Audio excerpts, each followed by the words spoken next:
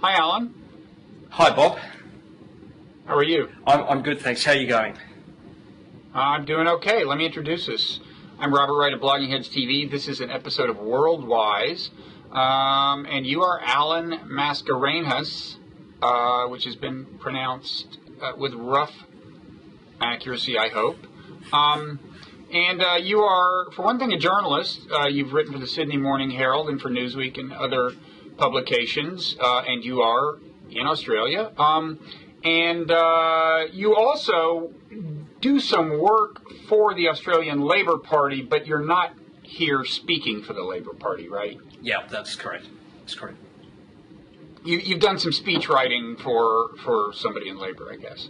Yeah, that's right. The leader of the New South Wales Party. But yeah, I'm obviously here just to, as an observer, and to, I guess, to give you the benefit of my insight into the situation. Okay, wonderful. And there has been a lot of action in Australian politics lately. The Prime Minister, the former Labor Party Prime Minister, has been replaced by a new Labor Party Prime Minister in a bit of, intra-party jockeying that I guess has a little bit of a history, right? Yeah, it's really been an extraordinary time just in the last couple of weeks. I mean, to give you a quick sort of crash course, Australia's a parliamentary democracy. We have two major political parties: the Labor Party, sort of the equivalent of if you were Democrats, and then the Conservatives.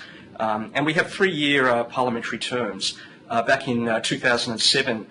Labor came to office. They'd been out of power for 11 years, and the guy who brought them back was a guy by the name of Kevin Rudd.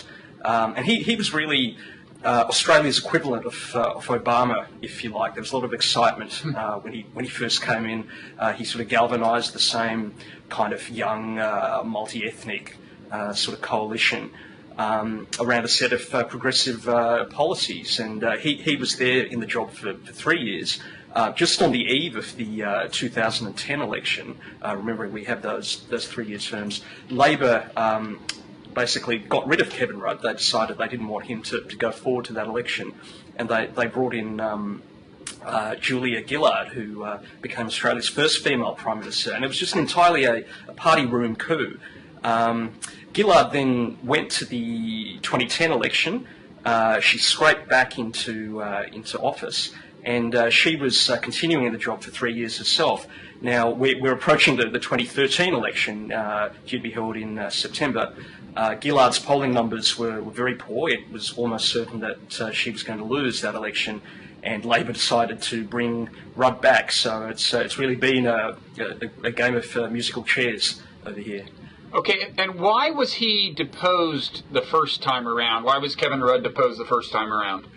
Well, that's a really interesting question, and certainly Julia Gillard didn't really make that clear at the time. He'd obviously lost the support of the party, his colleagues in the Labor caucus.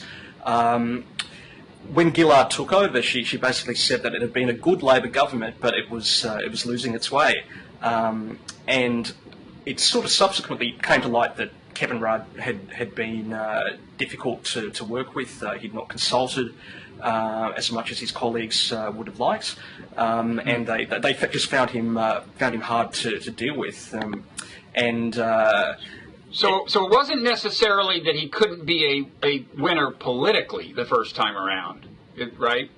No. Or was it also the case that he was growing unpopular as a prime minister?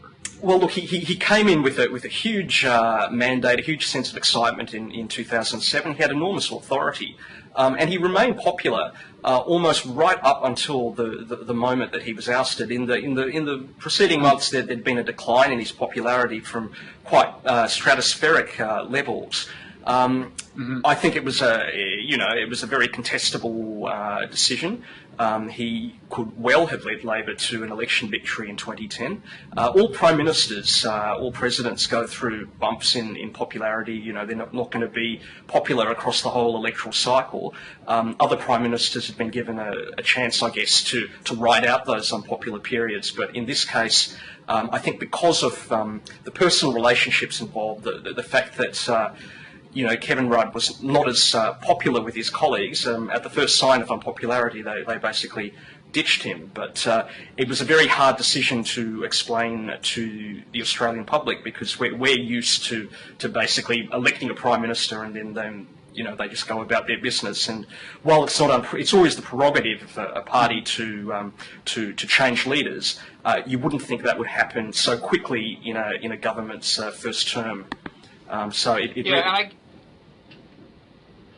Sorry, I was just going to say, and I guess one question would be, if he was so unpopular with his Labour Party colleagues that they ousted him the first time around, you might ask, well, then how did he amass enough support to oust Julia, is it Gillard, the pronunciation? Or yes, Julia Gillard.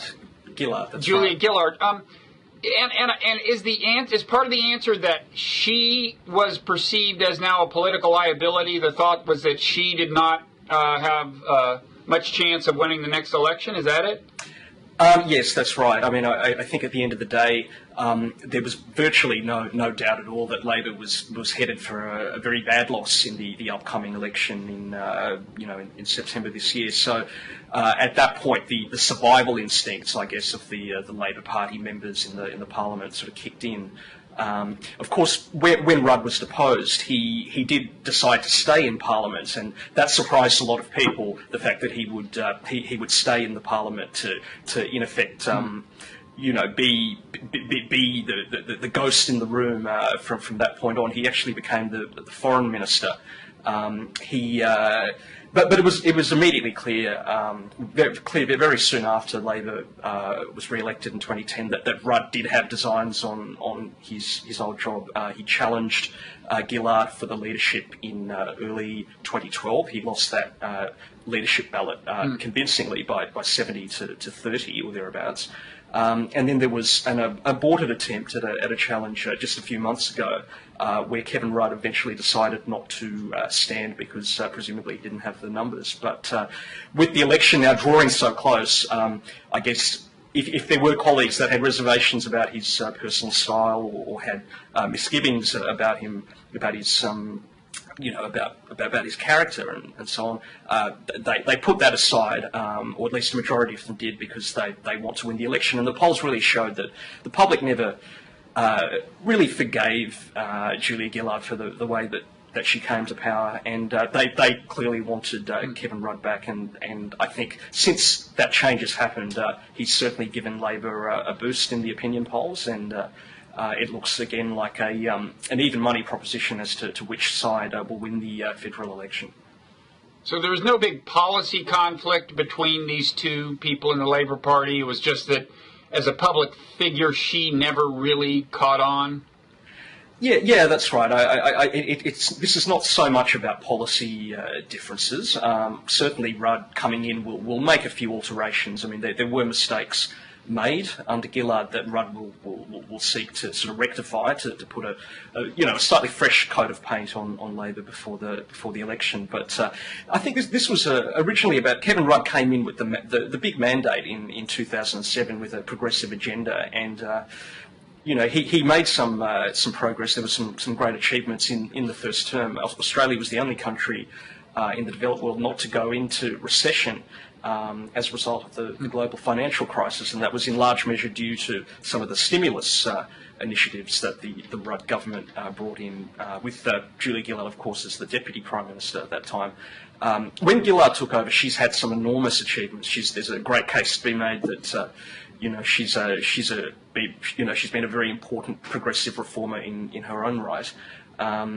And I would imagine that Kevin Rudd will want to continue building on where he left off, but also some of the things that Gillard implemented as well. Okay, now his the new and former Prime Minister, Kevin Rudd's big rival in the opposition party, the Conservative Party, which I guess Australians call the Liberal Party, which I'm sure will confuse Americans. Yep. Is Tony Abbott, right? Is he gonna have to face Abbott in an election fairly soon, or can he avoid that, or what? Yes, Australia has 3-year terms. The election under Gillard had been set for September. There is some suggestion now that Kevin Rudd will alter that date. There's a debate as to whether it's in Labor's interests to go earlier than September or to go a bit later and to show a bit to show stability and the fact that Rudd is governing effectively. But there is no dodging the election. It will have to happen, I understand it, by November this year at the latest. Mm-hmm. And I gather Abbott is currently favoured to win? Yes, he was very strongly favoured, a near certainty before Labor made the leadership change, but since that has happened, the polls have reverted back to more of a 50-50 situation. So it's really, Labor's move here has really upended the chessboard. And I think that's because Rudd does bring a unique appeal to certain parts of the country. He comes from Queensland, which is sort of like Australia's equivalent to Texas, quite a conservative, socially conservative state, and it's one where Labor struggles. But if you have a leader from Queensland, that does tend to boost your stocks there. Rudd as well, he's a fluent Mandarin speaker, and I guess he brings a real appeal to sort of migrant communities, not just Chinese, but right across the spectrum. There are other contrasts between them as well. I mean, Gillard was obviously well known in Australia as being our first female Prime Minister, but also someone who was unmarried and childless and atheist, and it was regrettable in a way that those things continue to receive so much attention, because it shouldn't impact on your ability to do the job. But it does mean that Kevin Rudd provides a contrast as someone who does go to church and does have children, and so I guess that inevitably gives him a slightly different appeal to the lady that he replaced. So your audio cut out for 1 second. So who is the atheist? Julia Gillard. Okay. Well, if she thinks it's hard to be an atheist in Australian politics, she should try American politics. That's right. It would be. I'm not aware. Yeah, it would be. I think inconceivable for a US president to be an atheist. Okay, so you mentioned migrant communities. I gather one of the big issues in the election will be policy toward asylum seekers. Is that right? Yes, that's right. It's really one of the burning issues in Australian politics, and has been, for more than a decade now. This is a global problem, but I think nowhere does it get more attention than in Australia in terms of media coverage, in terms of the hysteria in the public debate. Rudd basically came to power promising a more, compassionate, humane approach to this issue, and he basically wound back quite a lot of the measures that the Conservatives had put in previously. So previously, asylum seekers that came to Australia from Indonesia by boat, because they're the group that people are concerned about. There's another group that come via airports, but the ones who came by boat were processed not in Australia but in Pacific countries like Nauru, where Australia had signed deals for that to occur, and they were detained indefinitely. And Rudd basically softened that approach. He received a mandate in 2007 to do that. But unfortunately for the Labor government, the boats from Indonesia started arriving in record numbers, and it just became it's become a massive policy problem. It's become a stick with which the Conservatives can beat the government, basically to say that they've lost control of the borders and the boat people situation. Are these mostly Muslims who are coming to Australia? Yeah, that would be right. And is that part of the source of the controversy and the concern? I mean, are there concerns about terrorism, or just concerns about, dilution of Australia's cultural heritage, or what? Look, I think that all plays into the mix, particularly since September 11. I think there's and it's certainly not unique to Australia. I think all societies have have a fear of or insecurity about people coming in through irregular irregular channels. I mean, there's always been a support here for orderly system of migration, but I think the worry is that if you have these people coming by boat, that you then undermine public support for regular migration. But I mean, the sort of countries that these people are coming from would be Iran or Afghanistan, Sri Lanka, and they then sort of transit through Indonesia and get on the boat there. And the numbers in the global context are small. In Australia, I would say over the past year, there's been something like 24,000 people seeking asylum, and probably more than half of those would have come by boat.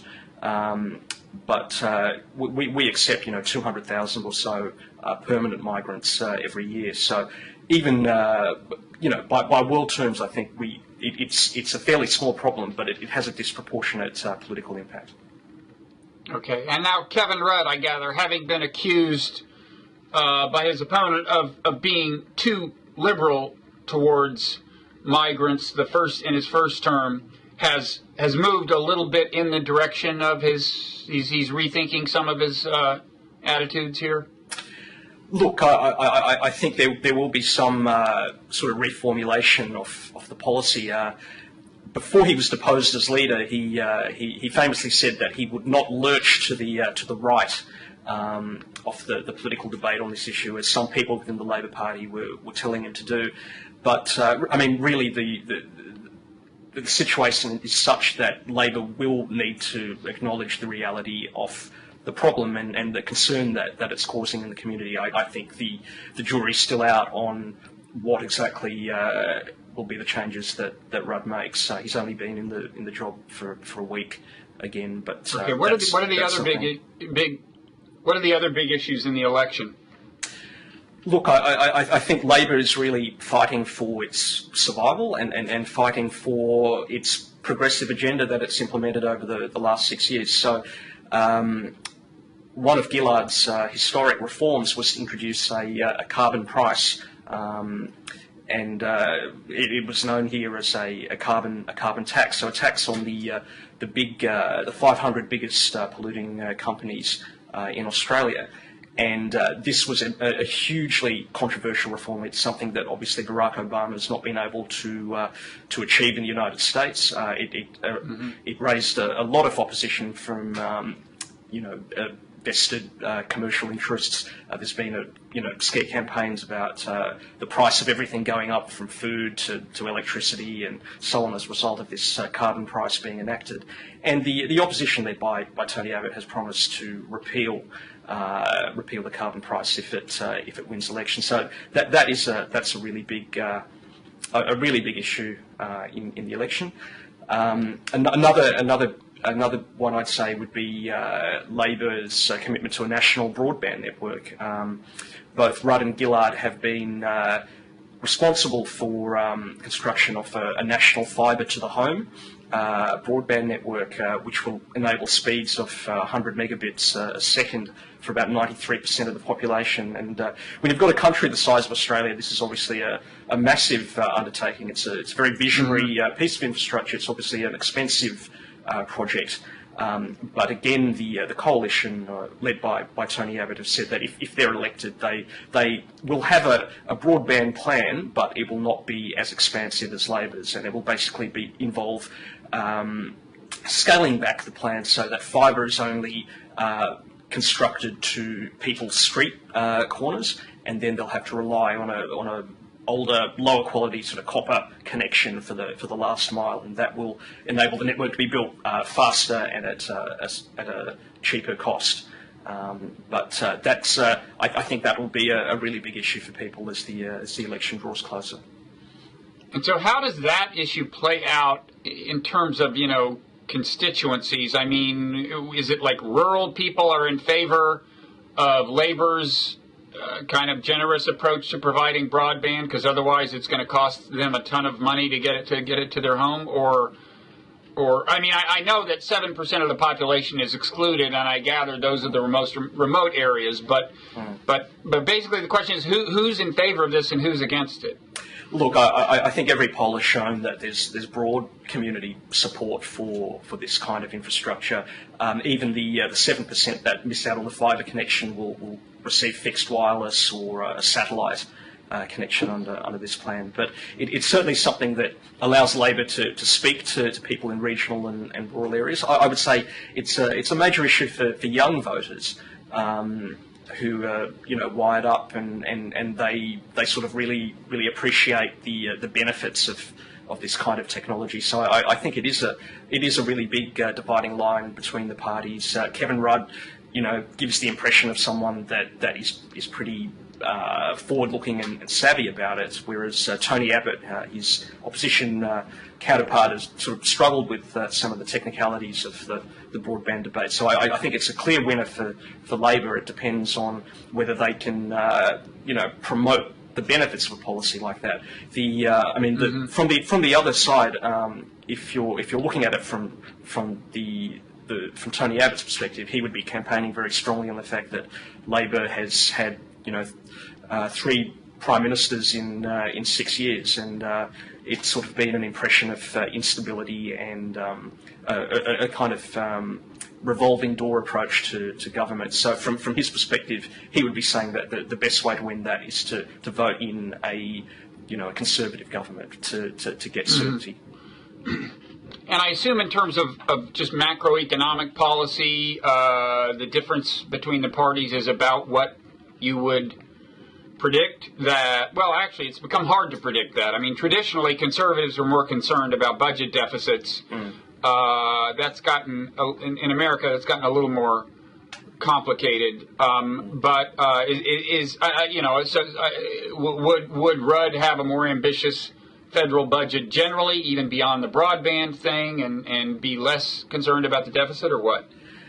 I think broadly that's right. In the last few years, Labor has gone into deficit, as every country in the industrialised world has done that as a result of the global recession. But that's what happens when tax revenues go down, when you're running stimulus projects, and I think that has been vindicated by the fact that unemployment here has never had anything but a 5 in front of it. At the moment, it's 5.5%. In America, you've hit 10%, obviously. So I think Labor's got very strong economic credentials to put to the electorate.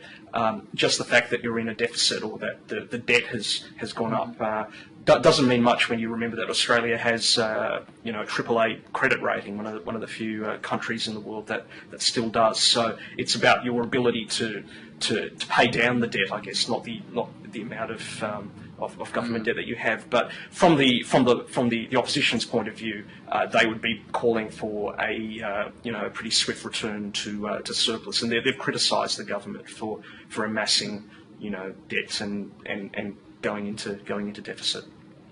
And why has Australia survived the global slowdown in such better shape than most comparable countries?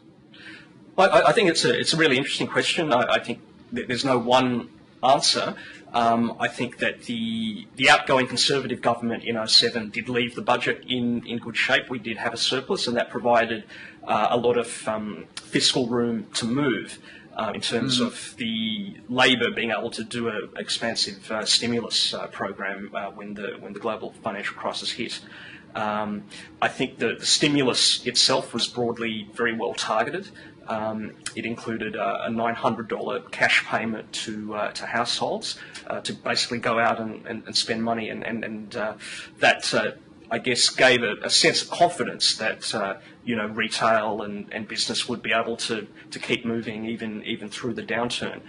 Labor also committed. I think it was more than 10 billion, 16 billion, I believe, to a national program of school building construction. So every school received a new building, and again that helped keep the construction industry afloat.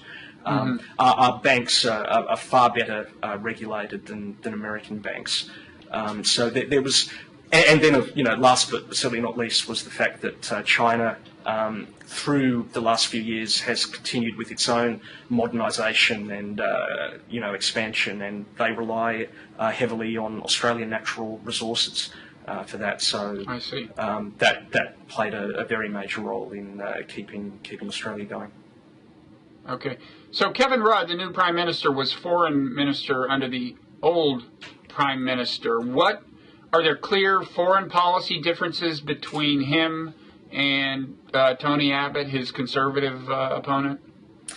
Look, I would say, broadly speaking, no. Australia is a middle power. We have, a very strong historic relationship with the United States that will continue no matter who is in power in Australia at a given time. One difference in recent years was that Labor opposed the Iraq War. The Conservatives in Australia joined America and George W. Bush in going to Iraq, but Labor opposed that war. We did support Afghanistan. But over the last few years, both Rudd and Gillard have maintained a strong relationship with America, but also sought to have a strong relationship with our major trading partners in the Asia-Pacific region, such as China and Japan. I believe that will continue no matter what. I mean, Tony Abbott is a lot more traditional. I mean, he's much more of an Anglophile. We have a debate in Australia about whether we should become a republic and have an Australian head of state rather than having the Queen Elizabeth's head of state. Tony Abbott is someone who believes in the Queen remaining the head of state, whereas Kevin Rudd or Julia Gillard would be in favour of a republic. So Tony Abbott's got a much more traditional view of the world, but I think that no matter which party's in power, there's broad continuity in terms of foreign affairs.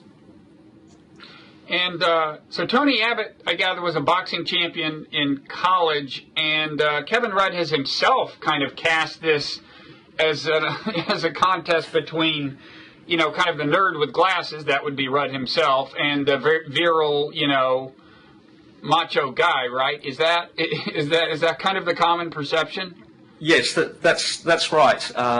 Tony Abbott's certainly an aggressive opposition leader, and it's been unprecedented that on his watch, Labor has changed its own leader twice, and I think there's been a real blowtorch applied to Labor while it's been in office, and that's partly attributable to Tony Abbott. But by the same token, I think what Rudd has said in the last week is that he welcomes a debate with Abbott, and there's been a lot of claims made by the opposition that they've been allowed to get away with, for example, exaggerating the dangers posed by Australia being in a budget deficit or having debt at the moment. And there's not really been that much scrutiny off those claims, and I think Rudd is basically saying, well, I'm the nerdy guy with the glasses. If you're so tough, why don't you debate me on these issues ahead of the election? Right. So I think there's a bit of boxing going on at the moment. Mm-hmm. Okay, so kind of in closing, I gather from it sounds like there are no, if you look at the Australian policies that matter to America the most, it sounds like there are no big differences between Rudd and Abbott, or is that an oversimplification? Look, I think no matter who is in power after September this year, Australia will still be caught up, I guess, between the rivalry between the United States and China, and that will be a delicate issue to manage going forward. Under Gillard, Obama visited here, about 18 months ago now, and they committed to, I guess, a marine rotation through northern Australia, and sort of joint combat training and that sort of thing. And I guess the relationships here are such that when Australia does something with America, that tends to have that tends to be seen in a certain way in China. So Australia needs to be very careful to be managing both of those relationships at once. last year, Gillard actually went to China and secured a new strategic partnership, which will involve annual meetings between Australia's main ministers and the equivalent Chinese officials. And that was, in a way, an attempt to balance the ledger after what she had agreed to with America the year before. So there is delicacy there. I would say, Afghanistan, Australia has troops in Afghanistan, but I would think again that both parties would be drawing down those troops, at the equivalent rate that the US is doing so. And are there things that Australia might be contemplating doing with China that the United States might worry about in particular, things that are on the agenda? Look, I think that it's for Australia, we have America as our strategic ally. We've fought with America in virtually every conflict in the 20th century, but at the same time, China is Australia's largest trading partner. So it's. I think Australia would never want to be in a position where it has to choose between one or the other. But it's it's a delicate relationship, no matter who wins in September. Mm-hmm. Okay. Actually, one question just popped into my mind because of China. Has the Edward Snowden thing gotten a lot of attention in Australia? This guy who revealed all these secrets in the United States about surveillance? Yeah, it's obviously got a lot of attention here, as it has around the world, and we have called Julian Assange is Australian as well, so we're well versed in these sorts of issues. Yes. And is there any concern over the fact that foreign, people who are defined as foreigners in America, which is to include Australians, that their email seems to have been vulnerable to a certain amount of snooping by the American government? Look, I wouldn't, I've not seen sort of polling on it or that sort of thing. It's been covered in the media here. I guess there's a certain sense that, governments do what governments do, but there is also sympathy for people that sort of bring those activities to light as well. So I'd say we're mainly observing what's been transpiring with that. I mean, certainly within, to many people here, someone like Snowden is a hero for what he's done as well. There's no doubt. Okay. And is Assange pretty popular in Australia? It depends on who you talk to. I think he's very fashionable among a certain set in Australia, but we have a very polarised kind of political climate here. So someone like him would be unpopular among conservatives, but again a hero to a certain subset of the community. Mm-hmm. Okay, and this really is the final question. Whenever I talk to people who are not in the United States, I try to remember to ask them how the United States is perceived where they are, and I know that's a question that doesn't admit to a really simple answer. But if you had to kind of characterize, kind of stereotypes about Americans in Australia, could you come up with something? Well, I've lived in America myself, so I actually know many Americans, and I get on with them well. America, I think, is a well-regarded country in Australia. There's very strong support for the American alliance. American presidents, when they come here, receive a really warm welcome. I think that certainly when you have something like Iraq, that was a very divided, it led to a very divisive debate in Australia about whether that was an overreach or a mistake. Mm-hmm. But I certainly think that someone like President Obama is extremely popular and well regarded, and Australians in the main would have been very happy that he was re-elected. But I think Australia is one country where Americans are viewed generally very, very positively. Okay. And you, as someone who has lived in the United States, you don't find yourself having to dispel particular misconceptions about Americans among some Australians? Look, you do. I mean, there's certainly, certainly Australians look at the gun culture, for example, in America with a lot of puzzlement and curiosity. The fact that it seems to be such a heavy lift to get even things like background checks through the US Congress is something that Australians would certainly not identify with at all. So there is a perception that that in some ways, you'd rather be living in Australia than America, I guess. We look at our system of our social safety net, the fact that we have universal health care, a Medicare program, and one of Gillard's lasting achievements, I think, will be to extend Medicare to people with disabilities.